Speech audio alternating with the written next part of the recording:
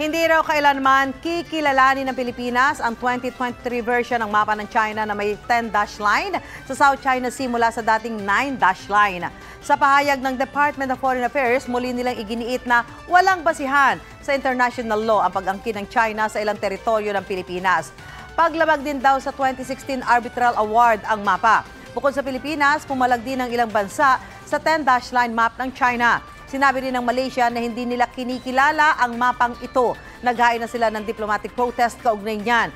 Gaya ng Pilipinas at China, claimant din ang Malaysia sa ilang bahagi ng South China Sea.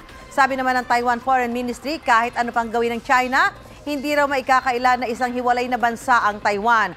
Una nang iginiit ng Chinese Foreign Ministry na ang paglalabas ng bagong mapa ay routine practice sa pagpapairal ng kanilang soberenya na naaayon-an nila sa batas. Sabi pa ng China, dapat manatiling patas at kalmado ang mga bansa at huwag bigyan ng ibang kahulugan ang issue. Kinumpirma ng ating embahada sa China na ang 10-dash line map na raw ang ginagamit ng China bilang kanilang standard map. Mauna ka sa mga balita, bisitahin at mag-subscribe sa GMA Integrated News sa YouTube. Sa mga kapuso abroad, samahan nyo kami sa GMA Pinoy TV at sa www.gmanews.tv.